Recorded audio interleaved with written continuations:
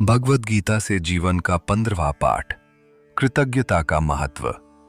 धन्यवाद का भाव जीवन को कैसे बदल देता है। नमस्कार। भगवद गीता के 15वें जीवन पाठ में आपका हार्दिक स्वागत है। पिछले पाठ में हमने अनुशासन की शक्ति को समझा।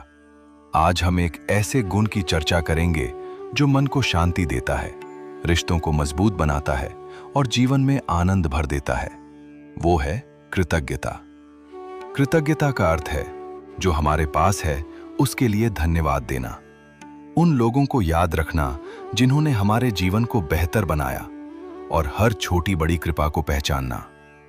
आज की दुनिया में अधिकांश लोग उस पर ध्यान देते हैं जो उनके पास नहीं है, लेकिन बहुत कम लोग उस पर ध्यान देते हैं जो उन्हें पहले से मिला हुआ है। यही कारण है कि सुविधाएं बढ़ने के बाद भी संतोष कम होता जा रहा है।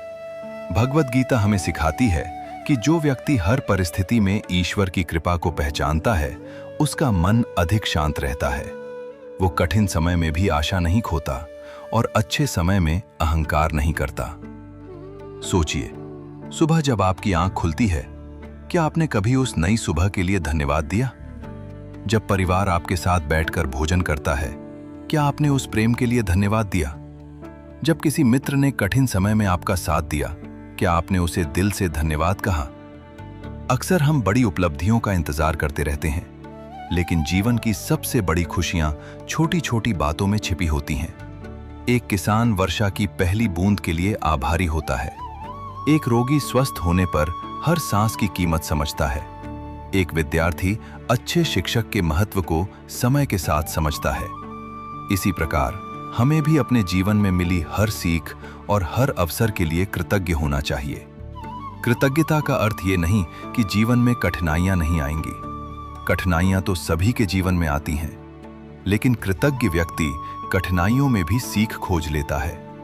वह हर अनुभव से कुछ नया सीखता है और धीरे धीरे उसका व्यक्तित्व अधिक परिपक्व बनता जाता है। आज के समय में तुलना हमारी कृतज्ञता को कम कर देती है। हम दूसरों की सफलता देखकर अपनी खुशियां भूल जाते हैं। हम दूसरों की सुविधाएं देखकर अपनी उपलब्धियों का मूल्य कम कर देते हैं। लेकिन याद रखिए, तुलना करने से खुशी कम होती है, कृतज्ञता रखने से खुशी बढ़ती है। हर रात सोने से पहले केवल 3 बातें लिखिए या मन ही मन याद कीजिए। आज मुझे किस बात की खुशी मिली, आज किस व्यक्ति ने मेरी सहायता की और आज मैंने किसका धन्यवाद किया। कुछ ही दिनों में आप महसूस करेंगे कि आपका दृष्टिकोण बदलने लगा है। भगवद गीता हमें यह भी सिखाती है कि कृतज्ञता केवल शब्दों से नहीं, कर्मों से भी दिखाई देती है।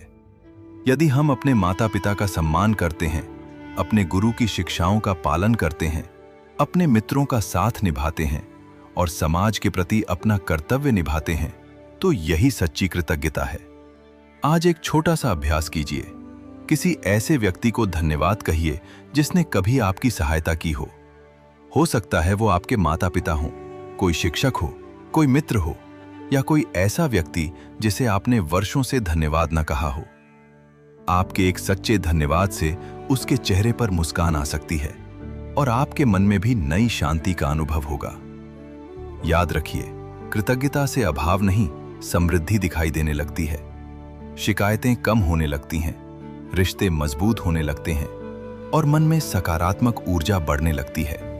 आज का संकल्प यही हो, हम हर दिन जीवन की छोटी छोटी खुशियों को पहचानेंगे, ईश्वर की कृपा के प्रति आभारी रहेंगे, अपने माता पिता, गुरु, परिवार और मित्रों का सम्मान करेंगे और धन्यवाद का भाव केवल शब्दों में नहीं, अपने व्यवहार में भी दिखाएंगे।